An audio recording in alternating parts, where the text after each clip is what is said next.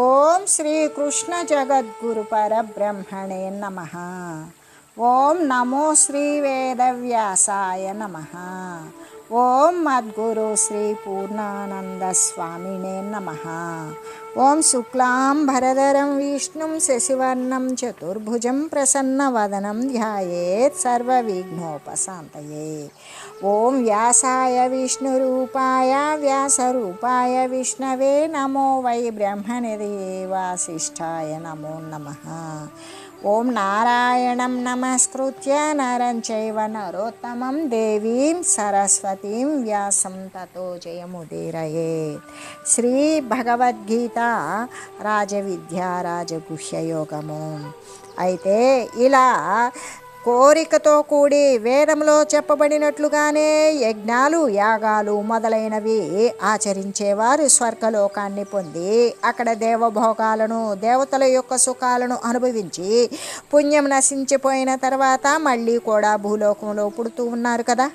ఈ ప్రకారంగానే కోరికతో కూడినటువంటి ఫలాసక్తి కలిగిన కర్మలను శరణ పొందేటువంటి వారకు కోరికలతో కూడిన సుఖాలను అభిలషించేటువంటి వారు మళ్ళీ మళ్ళీ పుడుతూ చస్తూ ఉంటారు అనే చెప్పబడింది. పుణ్యం కానీ పాపం కానీ అనుభవించే కొద్దీ కూడా నశించిపోతూ ఉంటుంది. దీనిని బట్టి ఆ స్వర్గము మొదలైన లోకాల యందు జీవునకు శాశ్వతమైన స్థితి కలుగదు అని కదా మనకు స్పష్టపడుతూ ఉన్నది. ఆ స్వర్గలోకము భూలోకము కంటే కొద్ది విస్తీర్ణంగా ఉండవచ్చుగాక, అంత మాత్రము చేత దానికి ఏమైనా గొప్పతనం ఉన్నదా? అక్కడ మోక్షాన్ని గురించి ప్రయత్నం చేయడానికి ఏమాత్రమూ అవకాశం లేదు. ఇంకా కూడా అక్కడ సుఖాలకు మోక్షము అనేటువంటిది చుక్కెదురేగా. స్వర్గాలన్నీ కూడా కర్మానుభవ లోకాలు. మోక్ష ప్రయత్నము భూలోకమందే సాధ్యపడుతుందని ఒక్క మానవునికే అటువంటి ప్రజ్ఞ భగవానుడు ఇచ్చాడు అని శాస్త్రాలు తెలియజేస్తూ ఉన్నవి. కాబట్టి ఈ అమూల్యమైన మానవ జీవితాన్ని రాకపోకలు కలిగినటువంటి సంసారము కోసము మాత్రము కాకుండా మోక్షము కొరకే వినియోగించేటువంటి వాడే కదా ధన్యుడు. లేకపోతే మళ్ళీ కూడా ఏ లోకమందు ఇటువంటి సదవకాశము అతనికి లభించనేరదు. వేదములో చెప్పబడినటువంటి కర్మను ఆచరించడం మంచిదే, కానీ సకామంగా ఫలాన్ని కోరుతూ ఆచరించడం అనేటువంటిది ఉత్తమం కాదు. ఆ వేద ధర్మాల యందు యజ్ఞము యాగము మొదలైన కర్మకాండ సంబంధములైన వాని కంటే కూడా ఉపాసనాకాండ అనేది ఒకంత ఉత్తమం. అయితే వానికంటే కూడా జ్ఞానకాండ సంబంధములైనవి క్రమంగా కూడా ఉత్తమోత్తమాలు. అయితే కోరికతో కూడి అనుభవాల యొక్క సుఖానుభవాల కోసం ఆచరించే కర్మల వలన జీవునకు బంధ విముక్తి కానీ పారమార్థికంగా ఉన్నతి కానీ కలుగకు కదా. కాబట్టి కోరిక లేకుండానే ఫలాసక్తి లేకుండానే దైవ ప్రాప్తి కోసమే ఆచరించాలి అని చెబుతూ, కోరికలు కలిగిన వారు కోరికకు అంటే సుఖాలకు దాసులవుతారు. మళ్ళీ చావు పుట్టుకులు కలిగిన సంసార చక్రంలో తప్పించుకోలేరు అనే కదా మనకి స్పష్టపడుతూ ఉన్నది. అయితే మోక్షము చెందాలి అనుకునేటువంటి విఘ్నులైతే ఎల్లవేళలా ఈ విషయాన్ని జ్ఞాపకం ఉంచుకోవలసిందే. దాని ద్వారా కోరికలను పూర్తిగా వదిలివేయవలసిందే. కోరికతో కూడినటువంటి బుద్ధిని వదిలివేయవలసిందే. అంటే మనం ఈ ప్రపంచంలో ఉన్నప్పుడు ఎవ్వరం కూడా దుఃఖాన్ని కోరుతామా? ఎవ్వరం కోరం. అంటే జనన మరణాలను గురించి కోరతామా? పుట్టాలని చావాలని కోరతామా? అది వాంఛించం. అయినప్పటికీ కూడా మనకి పుట్టుక చావు కలుగజేసేటువంటి పనులనే చేస్తూ ఉంటాం. కోరం కానీ ఆ పనులే చేస్తూ ఉంటాం. ఎలాగంటే ఈ పుట్టుక చావులకు రాకపోకలకు ఉపాధి ధరించడం వదలడానికి కారణం ఏంటి అంటే కేవలం విషయాల పట్ల ఉన్నటువంటి కోరికయే కదా. కోరికే అంటే సుఖాలను అనుభవించాలి అనేటువంటి అభిలాషే. అందుకే ఈ యొక్క కామకామి ఎవడైతే ఉన్నాడో సంసారమునందు పడిపోతాడు. సంసారము అంటే భార్యాబిడ్డలతో కూడి ఉన్నటువంటి సంసారము అనేటువంటిది సంకోచింపబడినటువంటి అర్థం. అసలు దాని యొక్క అర్థం ఏమిటి అంటే శరీరాలను ధరిస్తూ వదులుతూ ఉండేటువంటి స్థితియే సంసారము.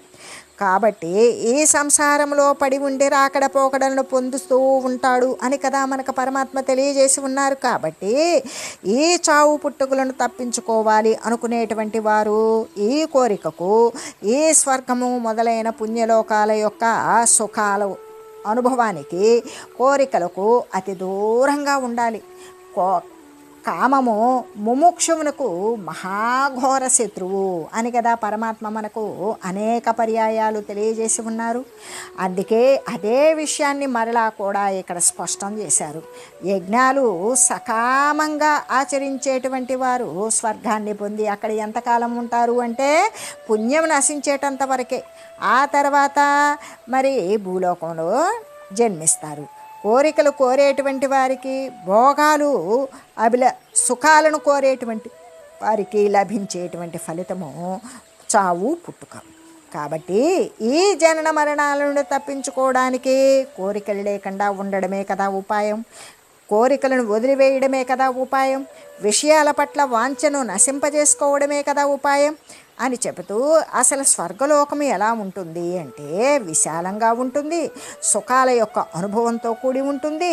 అది పొందడానికి చేసుకున్నటువంటి పుణ్యము నశించిపోయేటువంటి నశించిపోయేటువంటి హద్దు కలిగినది అయి ఉంటుంది అని చెబుతూ మరి మాలిన్యరహితమైన భక్తి యొక్క ఫలితాన్ని గురించి తెలియజేస్తే, ఎవరైతే ఇతరమైన భావాలు లేకుండా కేవలం పరమాత్మను గురించి చింతిస్తూ ఎల్లవేళలా ఎడతెగకుండా ధ్యానిస్తూ ఎల్లప్పుడూ కూడా పరమాత్మ యందే నిష్ట కలిగి ఉండే అటువంటి వారి యొక్క యోగాన్ని, క్షేమాన్ని కూడా నేనే వహిస్తూ ఉన్నాను అని కదా చెప్పింది పరమాత్మ.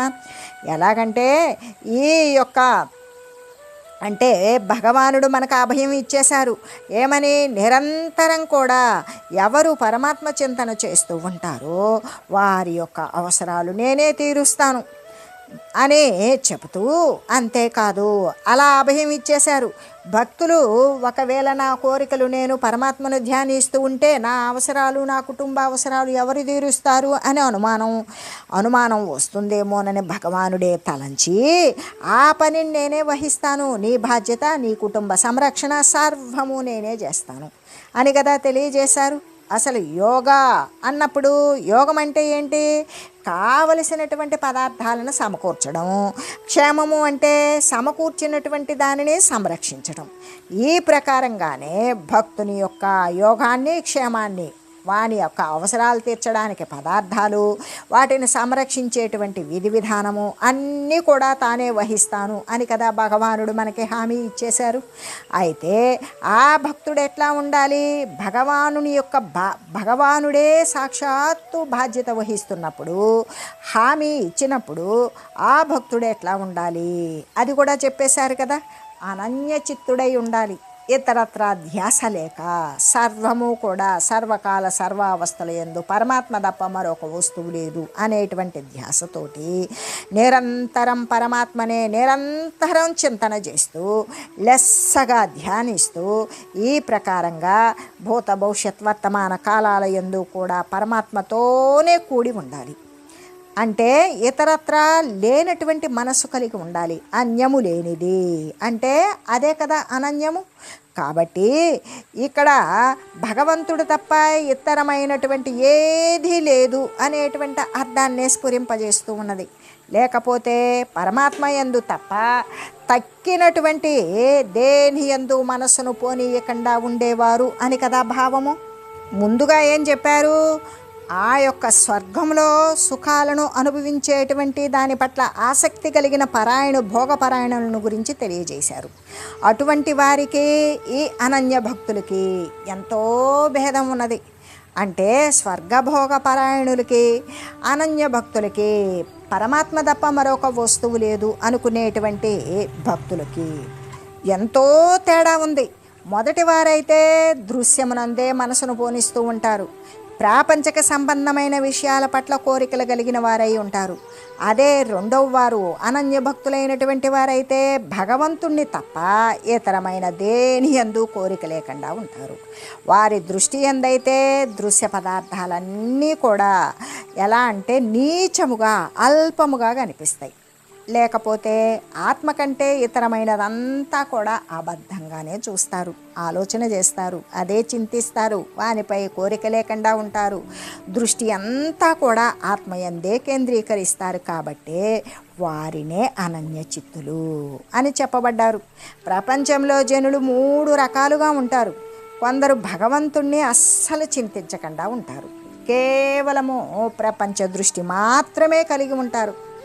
మరికొందరైతే దైవాన్ని కొంతసేపు ధ్యానిస్తారు, తర్వాత ఆ ప్రపంచ దృష్టి కలిగి ఉంటారు.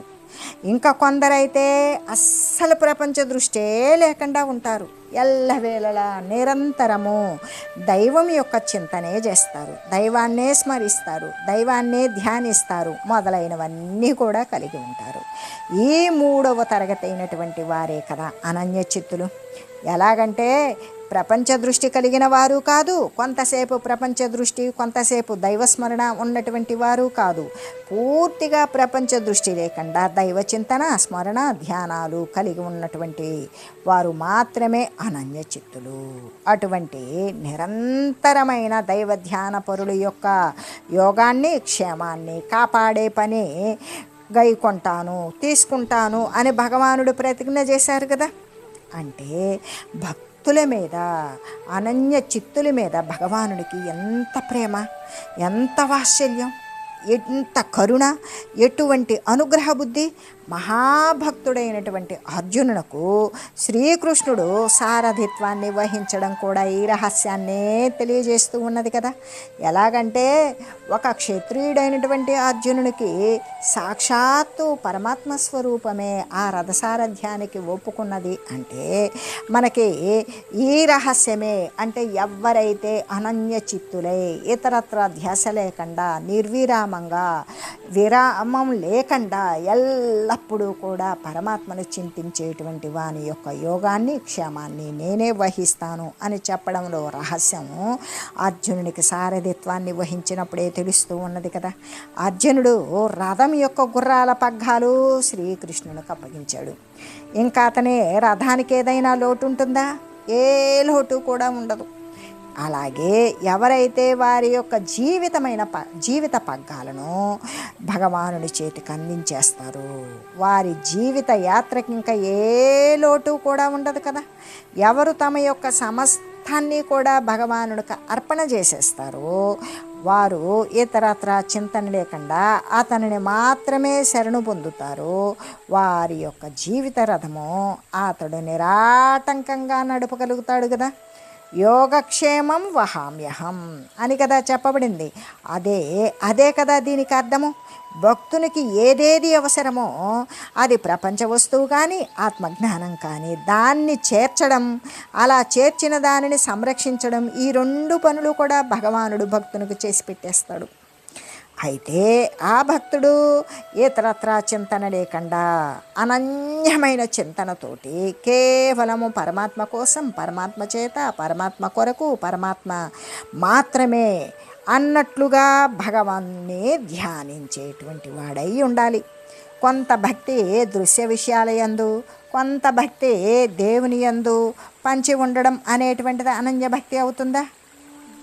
కాదు. భగవానుని యొక్క ఈ భయము లేనటువంటి వాక్యాల ద్వారా అభయం ఇచ్చాడు. ఏమని? ఎల్లవేళలా నిరంతరం పరమాత్మ తత్వాన్ని ధ్యానిస్తూ, జపిస్తూ, ఉచ్చరిస్తూ, కీర్తిస్తూ, భజిస్తూ ఈ విధమైనటువంటి 9 భక్త మార్గాల ద్వారా కూడా అనుసరించేటువంటి వానికి అభయం ఇచ్చేశాడు. ఈ అభయం యోగాన్ని క్షేమాన్ని కూడా కావలసిన వస్తువును సమకూరుస్తాను, సమకూర్చిన దానిని సంరక్షిస్తాను అని కదా అభయం ఇచ్చారు. కాబట్టి ఇక భక్తులకు బరువు ఉందా? లేదు, బరువు తీరిపోయింది. ఎందుకు? సర్వము ఇచ్చేది దానిని అనుభవింపజేసేది అన్నీ కూడా పరమాత్మే అయినప్పుడు తనకు బాధ్యత లేదు, అక్కడ ఒక హక్కు లేదు. కాబట్టి ఎలాగంటే కొందరు మేము నిరంతరం భగవంతుణ్ణి ధ్యానిస్తూ ఉన్నట్లయితే మా సంసారాన్ని చూసేవారెవరు, వారికి సంపాదించి పెట్టేవారెవరు అని ప్రశ్న చేస్తూ ఉంటారు కదా. అటువంటి వారిని భగవానుడు ఈ శ్లోకం ద్వారా చక్కగా సంతృప్తి అయితే చేశాడు కదా. అనన్య భక్తుడు కావాలే కానీ ఇంకా వాని యొక్క బాగోగులను నేనే చూసుకుంటాను అని కదా పరమాత్మ సెలవిచ్చారు. అటువంటి వాడు ఏ కొండ గుహలో ఉన్నా, అరణ్య మధ్యంలో ఉన్నా వానిని భగవానుడు అనుసరించే ఉంటాడు. వాని యొక్క అవసరాన్ని తీరుస్తూ, వాడిని సంరక్షిస్తూ, వాడి గురించి యోగక్షేమాలను విచారిస్తూ ఉంటాడు. కాబట్టి తీవ్రతరమైనటువంటి ముముక్షువులు, పూర్తి స్థాయిలో మోక్షాన్ని పొందాలి అని కోరేటువంటి వారు ఇంకా ఏ దిగులు లేకుండా సమస్తము కూడా భగవానునికి అర్పించి వేయవచ్చు. అలా అర్పించి పరమాత్మనే ఎల్లవేళలా స్మరిస్తూ ధ్యానిస్తూ ఉండవచ్చు. మహాభక్తుల యొక్క చరిత్రలో ఒక్కసారి మహాభక్తుల యొక్క చరిత్రను గనక పరికించామనుకో, అది అసలు సత్యం ఎట్లు కార్యాన్వితమైనది అనేటువంటిది మనకి తెలిసిపోతుంది. భక్తుల చరిత్ర గనక మనం పరిశీలించినట్లయితే అసలు ఈ శ్లోకంలో చెప్పినటువంటి సత్యం ఏ విధంగా కార్యరూపం వహించింది అనే విషయాన్ని తెలుస్తుంది. వారెక్కడికి పోయినా సరే ఒక కంట సర్వేశ్వరుడు వారిని కనిపెడుతూనే ఉంటాడు అని చెబుతూ, అయితే ఎవరైనా సరే ఇక్కడ జనులు అన్నప్పుడు వారు ఏ కులం వాడైనా, ఏ జాతి వాడైనా, ఏ మతం వాడైనా ఎటువంటి భేదము లేకుండా భగవంతుని యొక్క అనుగ్రహానికి, కృపకు పాత్రుడు కాగలరు అనే కదా మనకు స్పష్టమవుతూ ఉన్నది.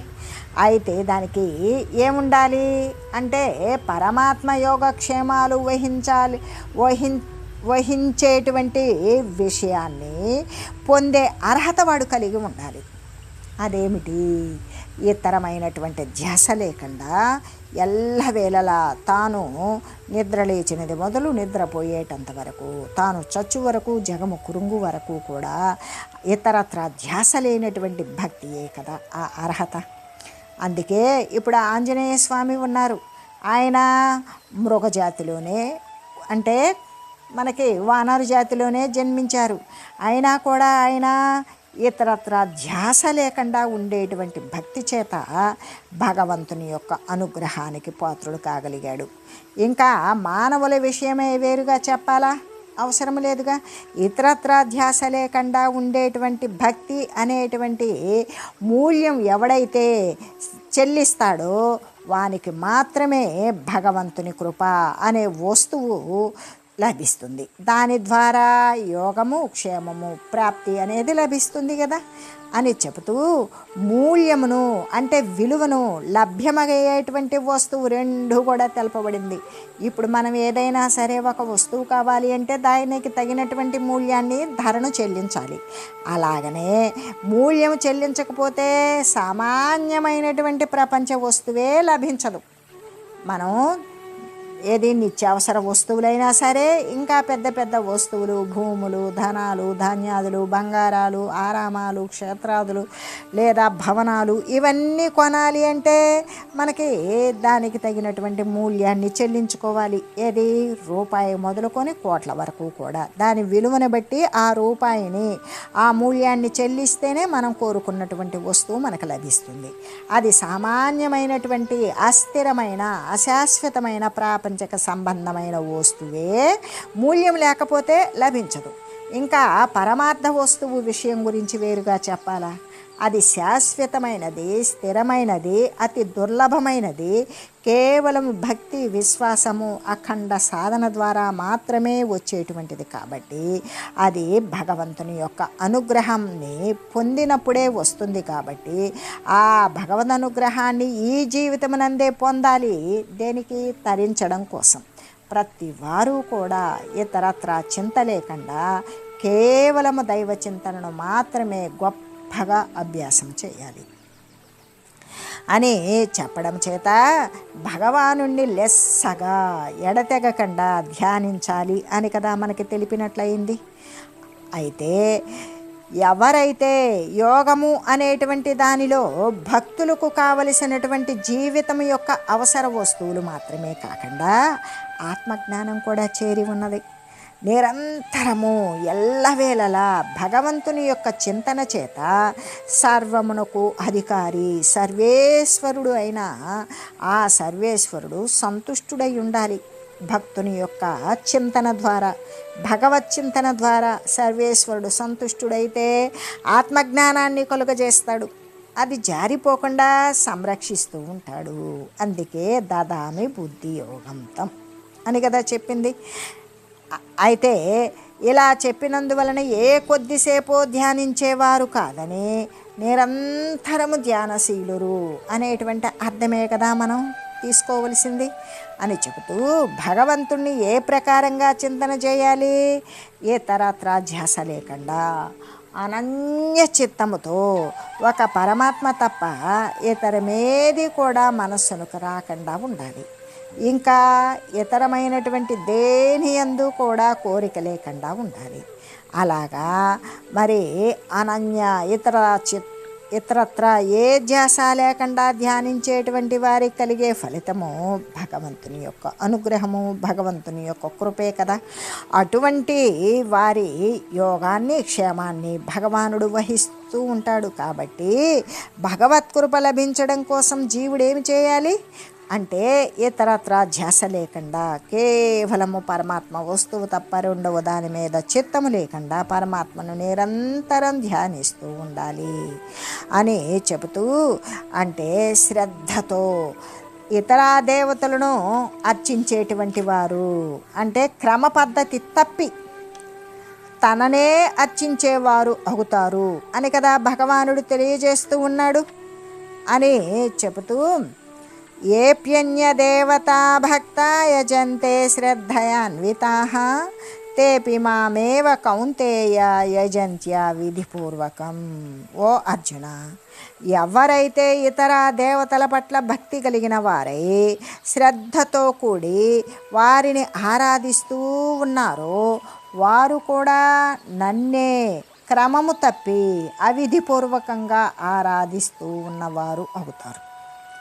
అంటే కొందరు ఏ ఆకారము లేనటువంటి సర్వాకార సమన్వితమైనటువంటి నిరాకార నిర్గుణ పరమాత్మను కాకుండా మరి పేరులతో రూపాలతో కూడుకొని ఉన్నటువంటి ఇతర దేవతలను ఆరాధిస్తూ ఉంటారు కదా.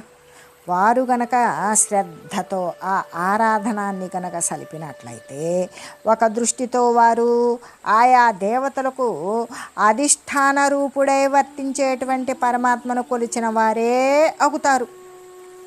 అయితే ఇది సక్రమమైనటువంటి భగవదర్చనము అవుతుందా? కాదు. విధిపూర్వకమైన పరమాత్మ సేవనం అవుతుందా? కాదు. క్రమము తప్పిన భగవంతుని యొక్క ఆరాధనమే అవుతూ ఉంది. ఎలాగంటే వారు సర్వవ్యాపక పరమాత్మను సాక్షాత్తుగా సేవించడం లేదు. కాబట్టి పుణ్యఫలాల యందు తారతమ్యం ఉంటుంది కదా. ఇతర దేవతలను అర్చించినట్లయితే కొద్దిపాటి పుణ్యం లభించినప్పటికీ కూడా సర్వవ్యాపక సర్వాధిష్టాన పరమాత్మను సేవించినట్లయితే సాక్షాత్తు మోక్షమే చేకూరిపోతుంది. అయితే ఏ దేవతను ఆరాధించినప్పటికీ కూడా కేవలము పరమాత్మను ఆరాధించినను కూడా శ్రద్ధ మాత్రము తప్పకుండా ఉండాలి. ఇంకా ఇతర దేవతలను ఆరాధించేటువంటి అల్పమైన ఫలాలను పొందడం కంటే కూడా సాక్షాత్తు పరమాత్మనే సేవించి మోక్షరూప మహోన్నతమైనటువంటి ఫలాన్ని పొందవచ్చు. అలా పొందడమే కదా శ్రేయస్కరమైనది అని చెబుతూ భగవంతుని యొక్క ఆరాధన శ్రద్ధతో చేయాలి. ఆ యొక్క శ్రద్ధ భక్తి అనేటువంటి దానితో చేసినప్పుడు మాత్రమే లభిస్తుంది. భక్తే కదా అపారమైనటువంటి శక్తి.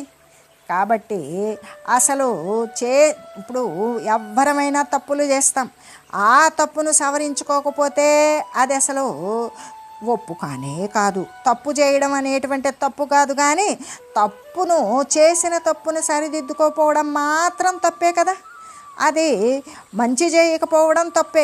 అలా చేయలేకపోతే మరో విధంగా కప్పిపుచ్చాలి, దానిని దాచివేయాలి, మరుగుపరచాలని ప్రయత్నించడం అయితే ఎప్పటికైనా సరే అది ముప్పే అవుతుంది అని చెబుతూ, ఎలాగంటే ఓటి చేతులతోటే ఈ ప్రపంచంలో జరుగుతుంది కదా మనందరికీ.